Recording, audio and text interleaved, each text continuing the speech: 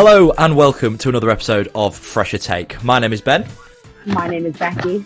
And today we're going to be looking at confidence. So how to build your confidence and how to maintain confidence whilst at university. And to do that, as always, we are joined by a very special guest. Would you like to introduce yourself? Hi, I'm George. I'm a first year geography student and I'm here to talk about my own experience with confidence. Lovely. Thank you, George. Lovely to meet you. Lovely to see you. Lovely to have you on the podcast as usual. So what we'll be talking about in this episode of the podcast is confidence. Confidence in everyday life and everyday activities whilst at university. And within that, it's important to know that, as with a lot of things, there are so many different types of confidence that you can have. So, for example, you can have self-confidence, which is knowledge in your ability and confirmation in your ability, so you know what you're doing is pretty good. You have body confidence, for example, which means you are happy in the way that you look and the way that you present yourself. And then there are also some other negative forms of confidence, such as unwarranted confidence. So, you know, having confidence in yourself when realistically you're maybe overestimating yourself. So there's loads more types of confidence that, of course, we will talk about, but they are sort of the main ones that are important to understand in order to maintain confidence, grow confidence, or maybe even dial your confidence back a little bit to ensure that you're more humble and don't overestimate yourself, because that can be very dangerous as well. So the first question of the podcast I'm going to ask is, how do you guys build your confidence? Well, for me, I think it's a kind of combination of finding the things you enjoy doing, like, so if that's hobbies, and you kind of, through kind of experience, you kind of, you know, you kind of find out who you are as a person through your different kind of channels of interest. And I feel like that you kind of build, as you kind of find out more things through these different things, you kind of build a sense of who you are. And then through that, you kind of can project that onto, you know, different aspects of different situations. Yeah.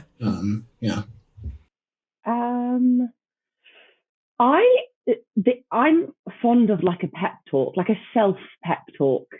There's a lot of things that I refuse to be like nervous about. And so therefore I'll just sort of pep talk myself through it and be like, right, no, look, we're not going to be nervous. We're just going to see what happens. I'm very much like it is what it is kind of person, like whatever happens, happens.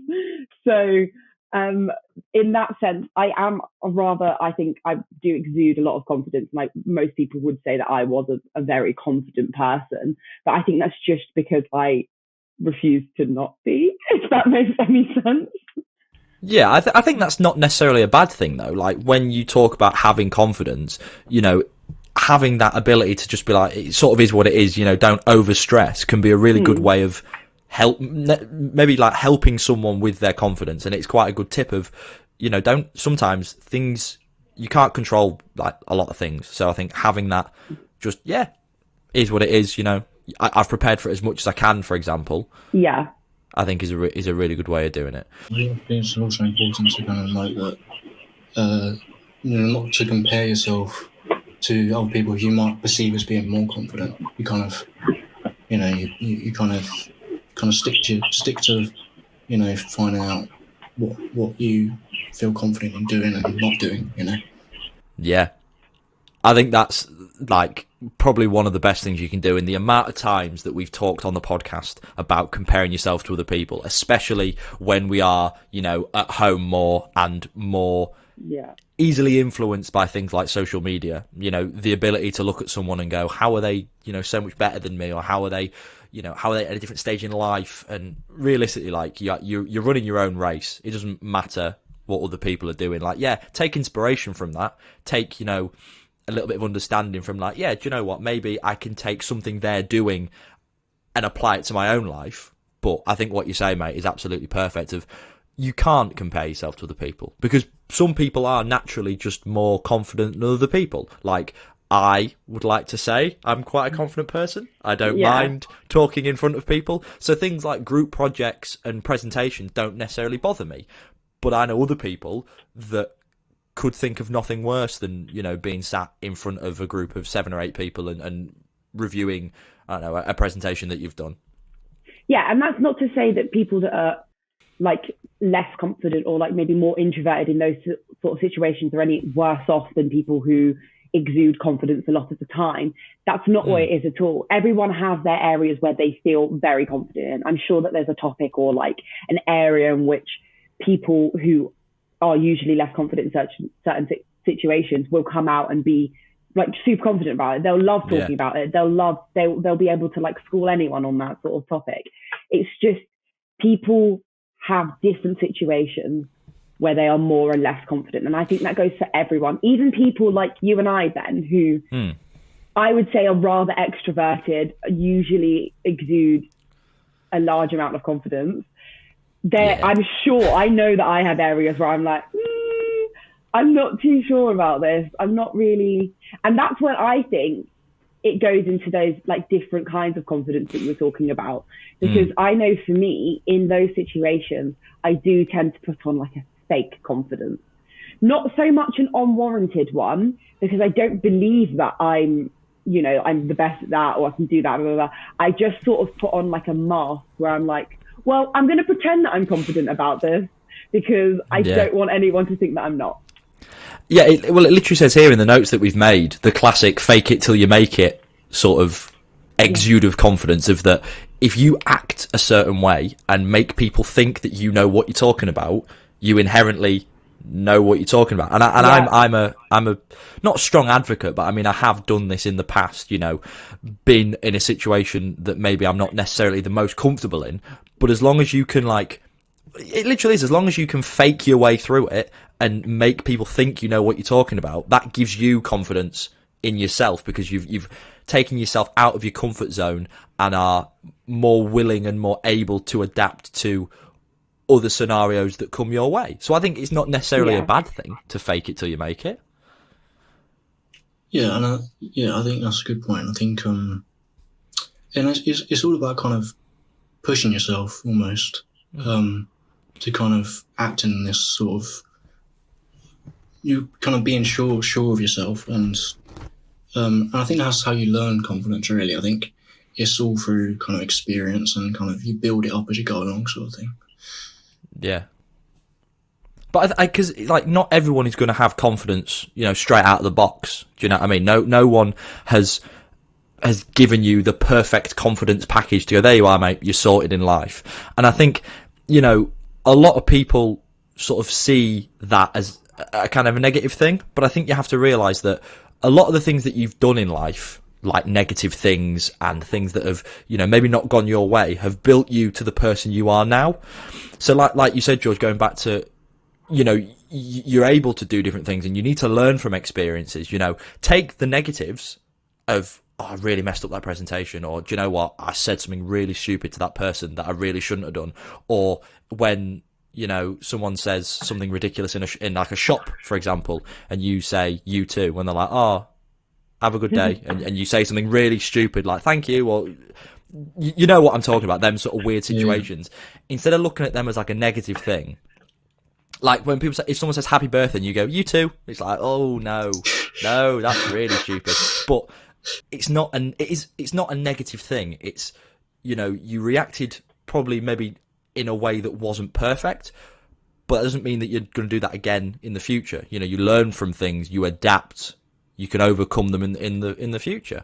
And I think that's a good thing to have and a good thing for you to bring up, mate, because if you don't do that, then you're never going to learn, you're never going to develop, and you're always going to be the same, which no one wants to be, really. And it sort of goes back to a poll that we did on the UOL Student Life Instagram.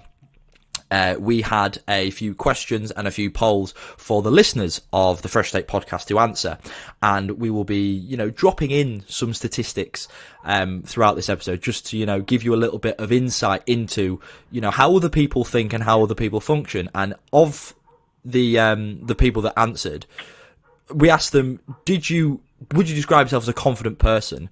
And 32 people said yes, whereas 39 people said no. So it's a very sort of equal balance of people that would describe themselves as confident, which maybe could allude to self-confidence, and 39 people rather that sort of go, no, do you know what, are maybe more humble or less confident in their abilities. What do you guys think of that? Well, yeah, I think it's right, and I kind of agree that it's kind of like you get it's kind of an even sort of balance between people who are confident and people who are maybe not as, well, confidence is like, it's almost hard to define, because of the fact that it's variable depending on the person. And I feel, because everyone measures it differently, So like people who are saying that they're not confident might be, kind of talking about the fact that they are not confident speaking to people, whereas someone else in the same, also saying that they're not confident might be talking about they're not confident in their academic ability. It's extremely variable. Yeah. Yeah, I think that's an interesting point actually, because I was going to say, what is confidence? How do you measure confidence? Are you talking about confidence in a certain area? Are you talking about confidence in social situations, in academic situations? And I think it's interesting what people associate confidence with. Like, I know a lot of people that probably associate confidence with arrogance, or like there's a fine line between those two things. Do you know what I mean? But also people could associate it with definitely. like a lack of ability, or questioning their abilities, or having questions about themselves and their abilities. So I think it's an interesting question, but it's interesting to try and think about how people would have been thinking about the word confidence when they answered that question. Because I think, go on, Ben. No, go. I was going to say, I think it's interesting the different ways that you look at it, because if you're talking about it in a sense of like a lack of belief in yourself, or a lack of belief in your abilities, then that can affect so many different areas of your life as well, that go far beyond just having confidence. Like, it can affect if you're like going up for a job, or going up for like maybe a scholarship or something, because you don't believe in yourself, and therefore you won't apply because you think, well, I won't get it because I don't have this, or I don't have that. So it's very interesting. Yeah. So what do you guys think confidence is then? And sort of leading on from that, have you got any tips of how you personally have sort of grown your confidence over, being at uni? Well, I think it has a lot to do with being yourself and being sort of sure of yourself. And I feel like, that comes from experience. And especially I feel like something as big as moving to university, for a lot of people, that would be kind of a big push in, the right direction, because you're kind of getting your independence and you're doing all these new things, meeting all these different types of new people. So I feel like experience and just having the experiences and kind of broadening your horizons is how you kind of grow your confidence, in terms of being sure in who you are.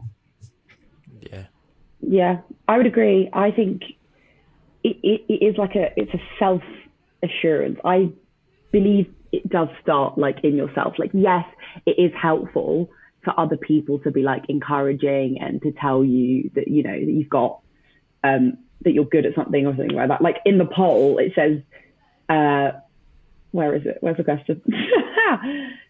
Does someone else's belief in you improve your confidence?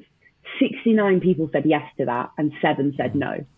So it's so helpful for other people to be able to believe in you as well. But I do think that can either like spark you believing in yourself, or it can improve your own self-confidence and your belief in yourself. But I do agree with George and what he's saying.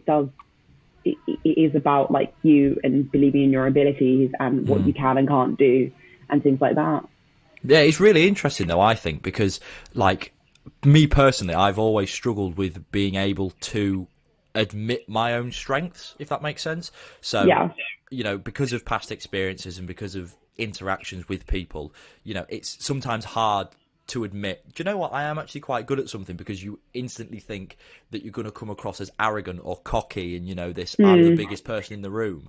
But the moment you accept that, do you know what? You are actually really good at whatever it is you do, or whatever it is you love to do. You know, it might not be the same as everyone else. You know, someone else in your class or in your seminar group, whatever, might be really, really good at communicating ideas to people, but might be really poor creatively, for example.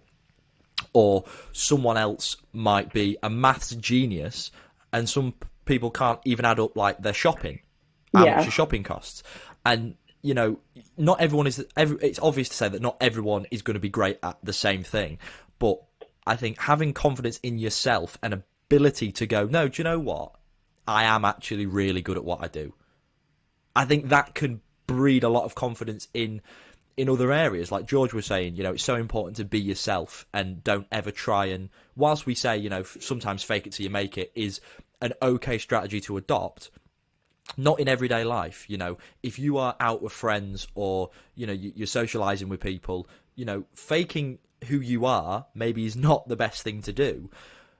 But having confidence in yourself and being able to be who you are, you know, feeling free enough to say to people, yeah, do you know what? I am this, that, the other, is really good, because it allows you just to feel so much more relaxed. And the more relaxed you are, the more confident you are. It's, you know, on the poll, again, we'll go back to it. We asked, when do you feel less confident? And a load of people said live uni exams, assessments, presentations. You know, because you're sat there, you're stressing about it, you're going to feel less confident. But if you relax yourself and you're confident in your abilities of, no, do you know what? I've done enough revision for this. I know what I'm talking about. You can go in there and smash it, regardless of how you think you've done. You've done it. You've smashed it. Like, how can you not be confident in the fact that you've done something you didn't want to do?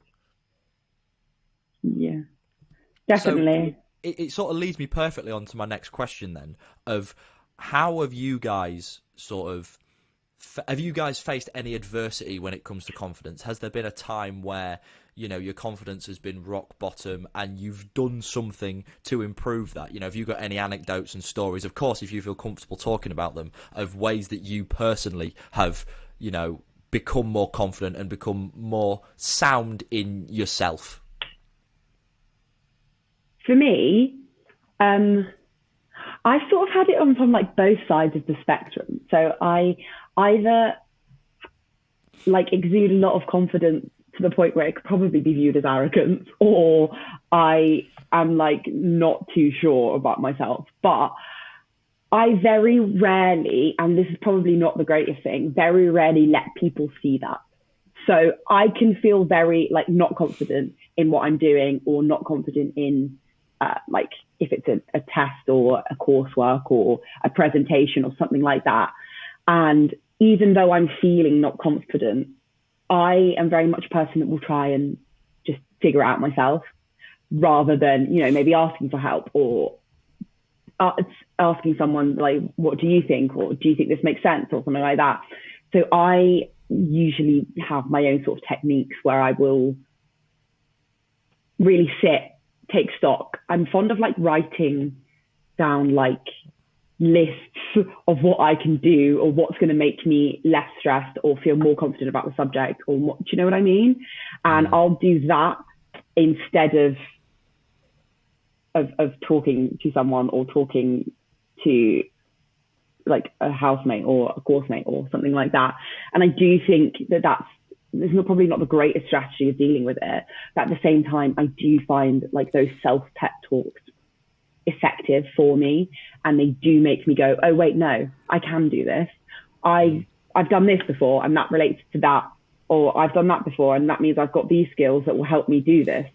That's kind of how I sort of get around any tough sort of situations where my confidence is lacking. Wow. Yeah. Well, that sounds like you've got it sort of nailed down. And I think your ability to understand that it's not necessarily the affirmation of others that you need. It's more, can you find solace and happiness within yourself to be able to go, no, do you know what? Like I said, I am good at doing this thing, instead of being like, guys, am I really good? And for other people to give you that sort of affirmation, you know, the ability that you've got to find it within yourself is really impressive. So what about you then, George? What sort of, you know, adversities have you faced whilst at uni or at college or just in day-to-day life that has made you build your confidence? So I especially start like at the start of the first term. It's sort of like when you first join, so you first start getting into your lectures and getting assigned work, and especially at the start, it was very kind of overwhelming. And there was moments when you sort of kind of doubted if you'd be able to do it, especially like I did doubt, if I'd be able to, finish the assignments on time, and if I was, even capable of actually doing the assignment. But kind of, I think what worked for me was kind of just kind of riding the wave, sort of just kind of getting on with it, getting stuck in, and just once you're kind of in the environment, you kind of fully immerse yourself. You kind of feel part, like it's kind of hard to explain. It's like once you're comfortable in the environment, you're kind of used to it, and eventually when you start getting some grades back and stuff, and it's not as bad as you thought it was going to be, it's all right. And you kind of, from that, you're like, oh right, I can do this. It's fine. You just have to tell yourself, right, it'll be fine. I'll be fine. Yeah. So yeah. No, mate, again, that's like a perfect example of how you've taken a bit of adversity and a bit of worry and just got jumped straight into it and literally immerse yourself in it, so you almost can't escape it, which is good, because I'm a firm believer in direct exposure to a problem. If you're struggling with something, the worst thing you can do is hide away from it and be scared to do it, because then in your head it's more of an issue than it already is. And the analogy that I thought of when you were saying jump straight in it, it's a really niche one, and hopefully you'll know what I'm saying. Like when you go on holiday, right, and you jump in the swimming pool for the first time and it's absolutely freezing, right, and you stood there on the edge, you're dipping your toe in and you're thinking, I don't want to do this, boys, I can't do this. And then someone like your mate or your parents will go, jump in. Once you're in, it's fine. It is so true. Once you jump into the freezing cold pool and warm yourself up, you go, oh, it's fine. What was I worrying about? 10 minutes ago, standing there going, oh, it's really cold.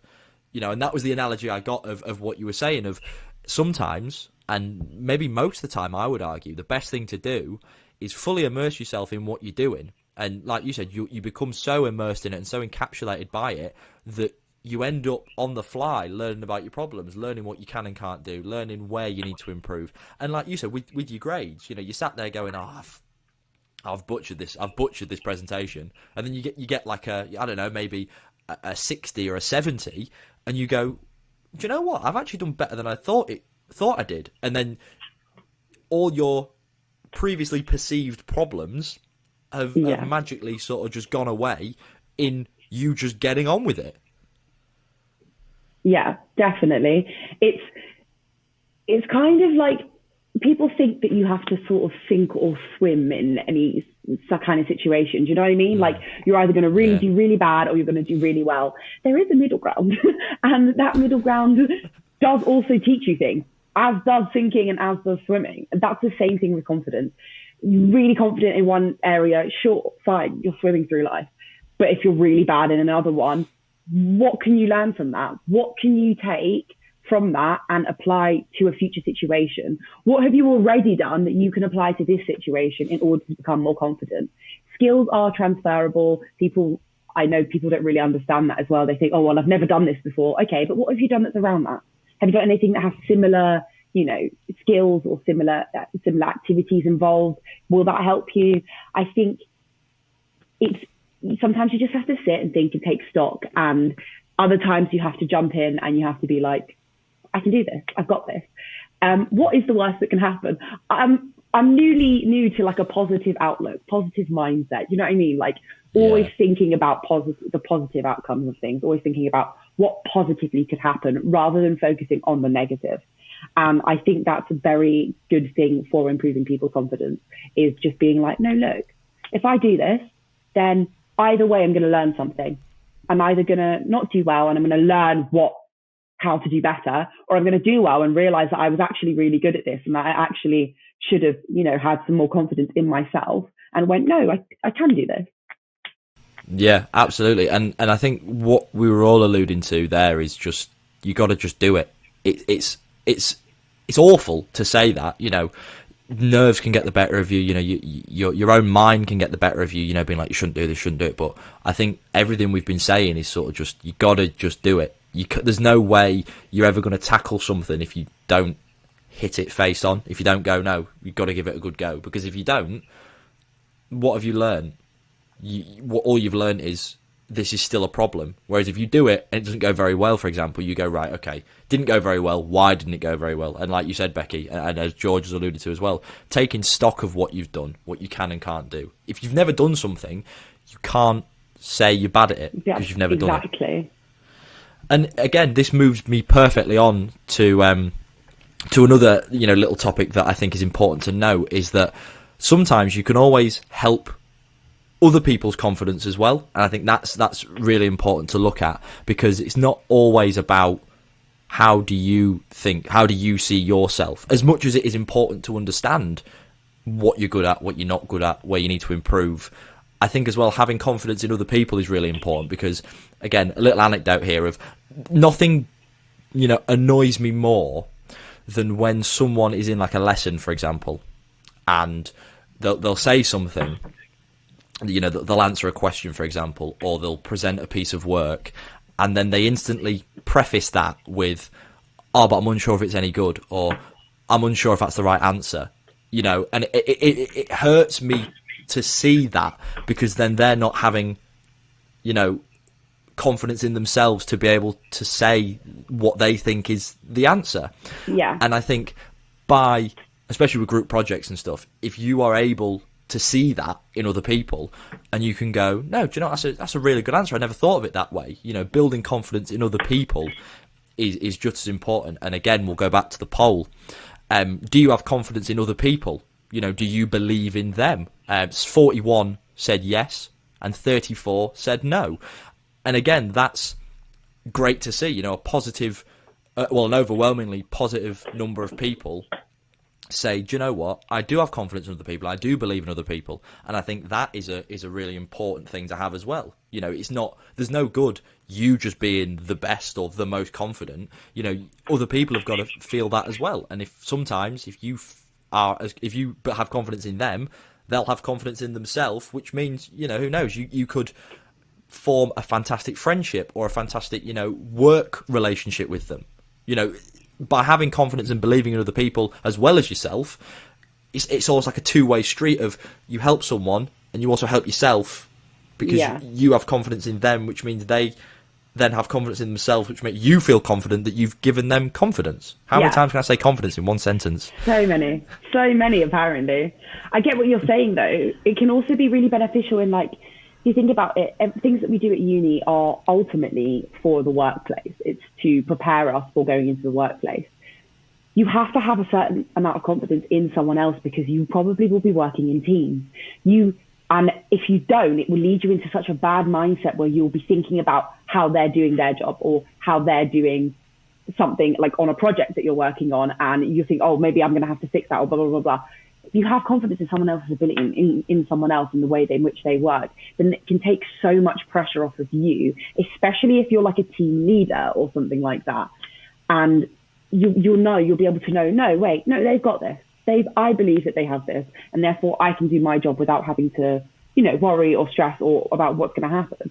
So there's so many different layers to having confidence in someone else that can help you so much. I feel like it's important to always be kind of constructive instead of critical. I think it's very important, because I think if you're always constructive, it's almost like a symbiosis you can create with somebody. You're kind of benefiting off each other, because it's just like a sort of, you're there for me, I'm going to be there for you when you need it, sort of thing. Yeah, that relationship you have with people, like you said, is the most beneficial thing you can have. And there's no, there is always a time and a place for criticism, I believe. But I think, like you said, George, if you're more often than not positive, and more often than not supportive, like you said, they're going to be there for you just as you are for them, which in turn creates a workforce of confident people, as opposed to say just one person where they go, right, you can do the talking or you can do the work because I don't believe in myself. Yeah. And I think it's just, I think confidence is like a really good thing to have, and everything we've talked about today, I think, will definitely hopefully help someone out, and we're not just sat waffling. And at the end of the day, we've all said it and we've all alluded to it, of confidence doesn't come in one form. To have confidence is so many different things. Like I said, it will go back to the different types of confidence that there are. You've got self-confidence, confidence in yourself, body confidence, confidence in the way that you look, in the way that you feel, in the way that you present yourself around other people. You've got unwarranted confidence. Maybe are you overestimating yourself? Are you thinking that you are better than you actually are? And do you therefore need to reassess, the way that you think? There's so many different types of confidence, and there's so many different ways that you can help. It's just that these are the experiences that we have had, and how you can hopefully take note of them, and try and, adapt yourself to be a better person overall. And just to end the podcast, let's say, do you guys have any final words, final words of encouragement for confidence, or like a top tip or something like that?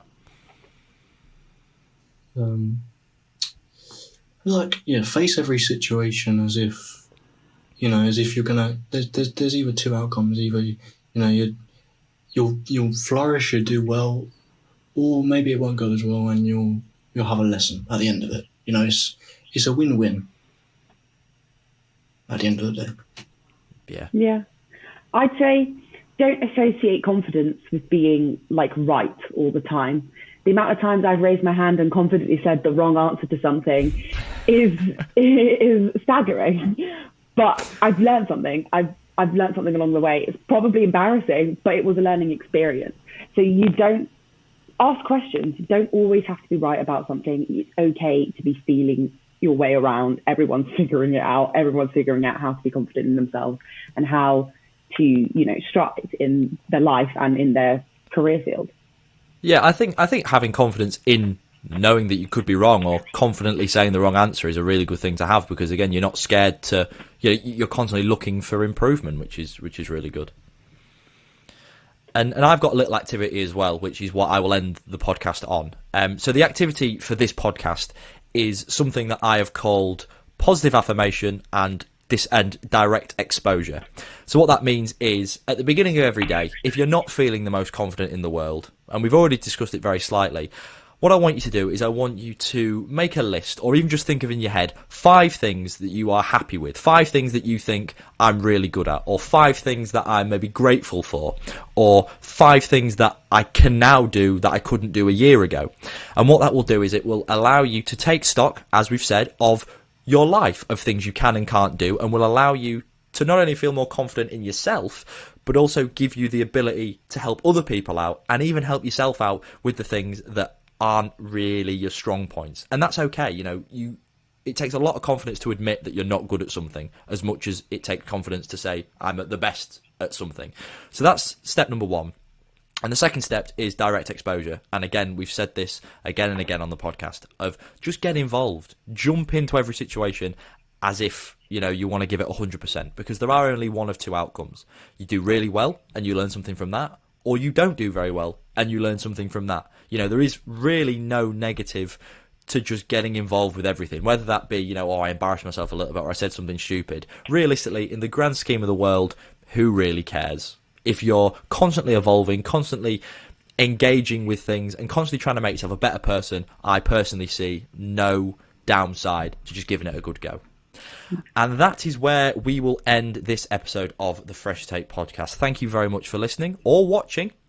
We hope you enjoyed it, as always. As always, thank you so much to Becki for helping me. Oh, thank you. Thank you very much. Yeah, and of course, a massive thank you to George for getting involved with this podcast. It's been a pleasure, mate. Thanks. It's been a pleasure to be here talking to you guys. Good, mate. It's nice to know that we're doing something right and we're not boring our guests to death, which is always a good thing here at the Fresh Take podcast. And as always, if you are interested in more of the highest quality student-based content around, make sure you stay locked to all of the UOL Student Life's YouTube or social channels, including YouTube, Facebook, Twitter, TikTok, Instagram. Have I forgot anything? I don't think I have. I think they are all the things we've got. We've got pretty much everything. If you search UOL Student Life on any sort of social media or content creation channel, we're probably there. Thank you again for listening or watching, as always, and until next time, we'll see you later. Bye.